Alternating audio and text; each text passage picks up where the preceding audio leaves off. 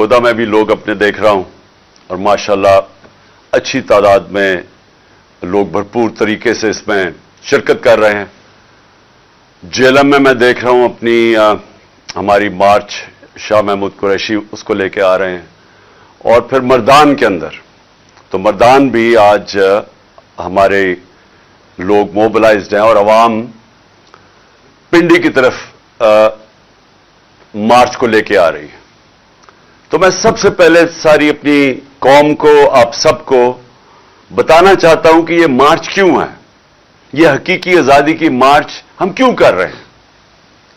सबसे पहले कि हम ये मार्च इसलिए कर रहे हैं कि इस मुल्क के ऊपर जो चोर मुसल्लत किए हुए हैं, जिनको एक साजिश के तहत हमारे ऊपर बैठाया गया है, जो 60% से ज्यादा जो हमारी कैबिनेट है वो जमानत पे है, और जो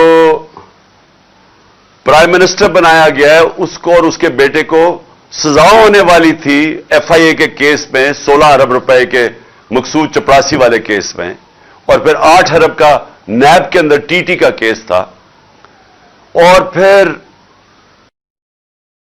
आपको NRO दे दिए। यानी 1100 अरब रुपए के करप्शन के केसेस इन्होंने असेंबली में बैठ के कानून पास किया, अमेंडमेंट की नैब के अंदर कि हर अमेंडमेंट में इनका कोई ना कोई बड़ा डाकू उसके ऊपर से केस खत्म हो रहे थे।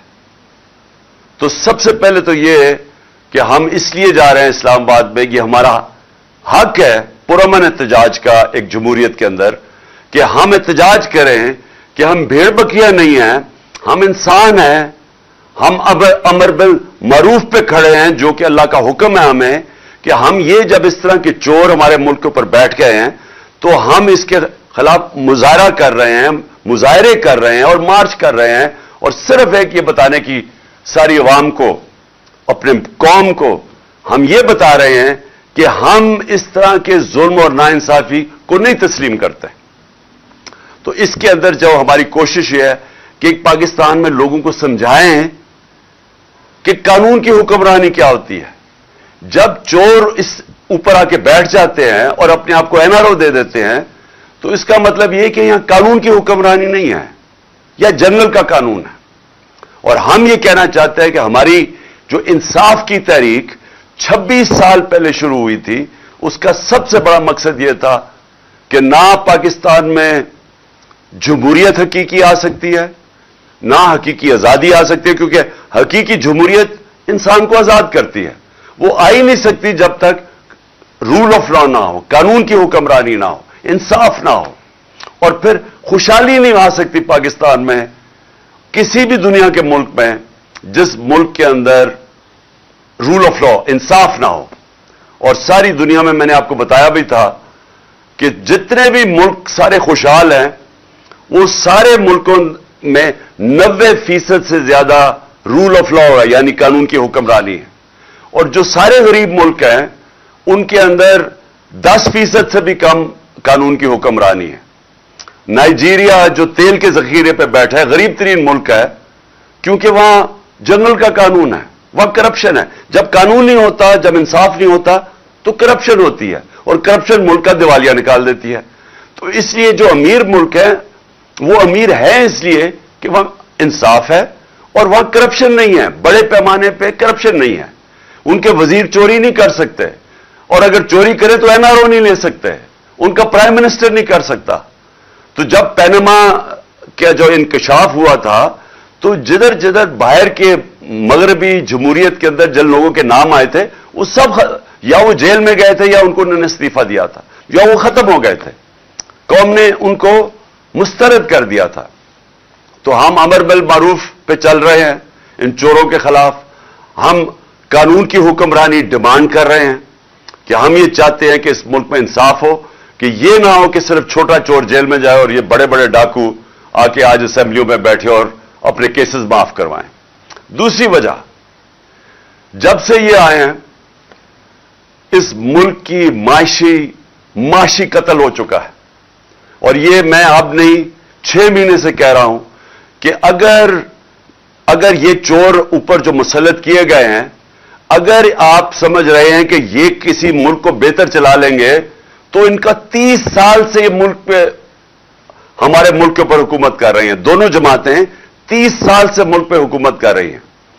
ان کے 30 سال میں میں بار بار اپنی قوم کو بتاتا ہوں کہ ڈاکٹر عشرت حسین نے اپنی کتاب میں لکھا ہے کہ جب سے یہ دو خاندان آئے ہیں 90 کی دہائی میں، ہندوستان بھی ہمارے سے آگے نکل گیا، بنگلہ دیش بھی ہمارے سے آگے نکل گیا.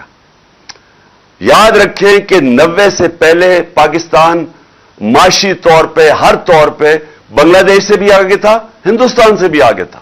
لیکن ان دو خاندانوں کے آنے کے بعد یہ امیر ہوتے گئے اور قوم مقروض ہوتی گئی.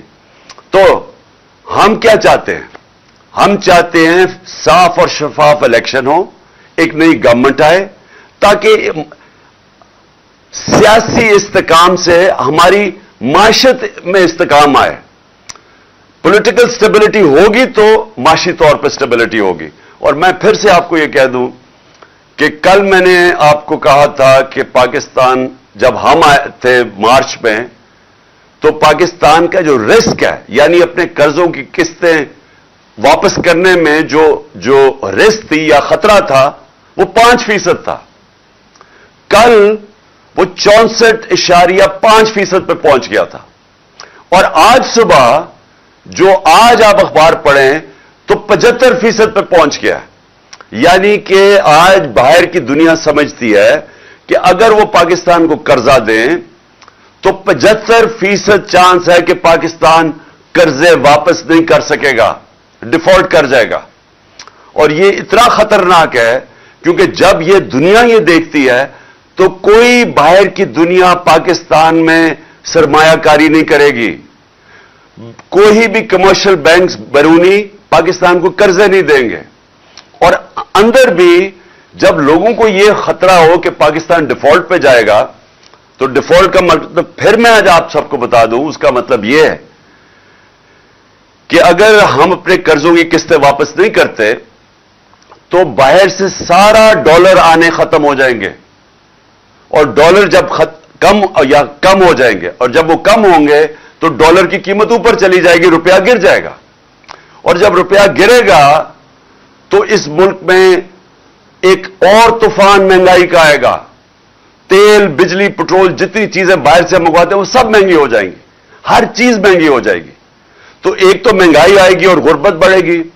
دوسرا، اگر آج میں سرمایہ کاری کرنا چاہتا ہوں تو میں سوچوں گا کہ کیوں میں اپنا پیسہ کسی کارخانے میں لگاؤں جبکہ میں وہ اسی پیسے کا ڈالر خرید لوں، کیونکہ روپیہ تو نیچے جا رہا ہے اور ڈیفالٹ کی طرف جا رہا ہے. اس لیے یہ خطرہ ہے. اور اس لیے ضروری یہ ہے کہ ہم اس ملک میں صاف اور شفاف الیکشن کروا کے پاکستان کو اس دلدل سے نکالیں جس میں ہم بڑی تیزی سے کبتے جا رہے ہیں. تو یہ پھر سے یاد رکھ لیں کہ کل ہمارا ڈیفالٹ کی جو رسک تھی وہ تھی 64.5%.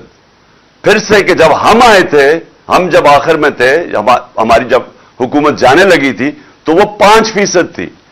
کل 64.5% پہ تھی اور آج 75% پہ ہے. کہ اور لوگ سمجھ رہے ہیں کہ پاکستان کی معیشت ڈوبتی جا رہی ہے اور وہ اس میں اتنی طاقت نہیں کہ اپنے قرضوں کی قسطیں واپس کر سکے. تو اس لیے بھی اس ملک کو نکالنے کے لیے ایک ہی راستہ ہے، الیکشنز. اور ہمیں پتہ ہے کہ الیکشنز کیوں نہیں ہوں گے جلدی، کیونکہ نواز شریف خاص طور پہ اور زرداری دونوں ڈرے ہوئے ہیں کہ اگر آج الیکشنز ہوں گے تو یہ ہار جائیں گے. تو انہوں نے جو بائی الیکشنز ابھی ہوئے ہیں تو 75% بائی الیکشن تو تحریک انصاف جیت گئی ہے.